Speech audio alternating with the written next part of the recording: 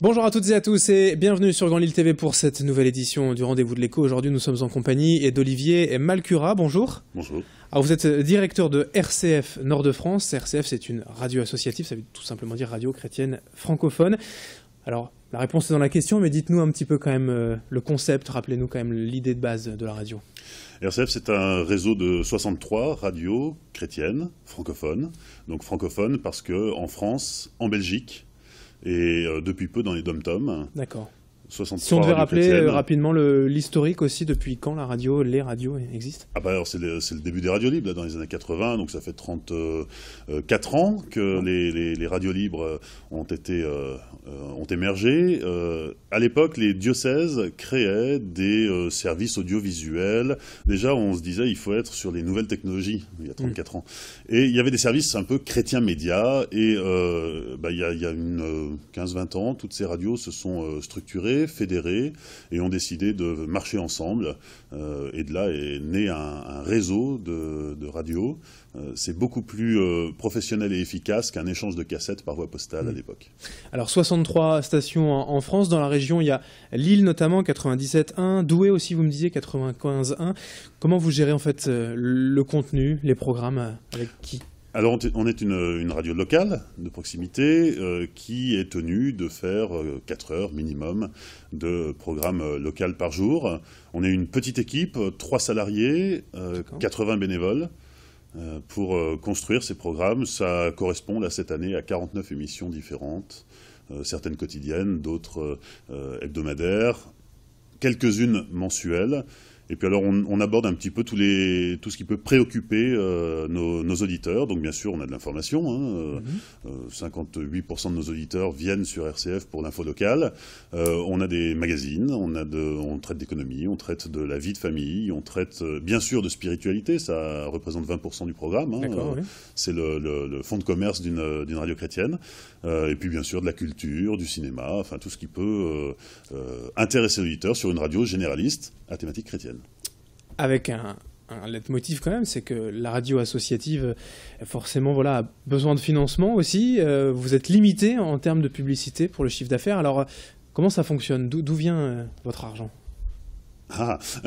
D'où vient l'argent ? C'est une bonne question. Notre premier soutien, c'est nos auditeurs. Parce que si ils ne nous aimaient pas, ils ne nous soutiendraient pas. Ensuite, on a un soutien important de la part des diocèses, Lille, Arras et Cambrai, puisqu'on est la première radio du réseau RCF à avoir cette dimension interdiocésaine. Donc eux nous soutiennent. Et puis bien sûr, on a des mécènes qui croient dans ce projet et qui apportent leur soutien. Voilà. Et puis une infime part de partenariat et de publicité, mais qu'on cherche à développer. Parce que c'est un levier qu'on n'a pas encore vraiment activé. On a essayé de jouer un peu avec. Puisque dans les faits, vous êtes limité à 20% du chiffre d'affaires et vous n'y êtes pas encore, en fait. On n'y est pas encore, non. D'accord. On en est loin. Aujourd'hui, on est sur un petit 10 000 euros par le partenariat. On peut monter à 50 ou 60. Le budget général, si on pouvait donner un chiffre. 330 000 euros. Annuel. L'année dernière, oui. D'accord. 330 000 euros. Donc c'est un petit budget pour un média. Mais avec tous ces bénévoles, forcément, c'est aussi le nerf de la guerre, l'argent, mais voilà, c'est le cœur du métier, le bénévolat pour toute cette radio. Il y a aussi la dimension de radio associative. Donc on est une vraie communauté de personnes qui croient dans un projet et qui se démènent pour que tout tourne.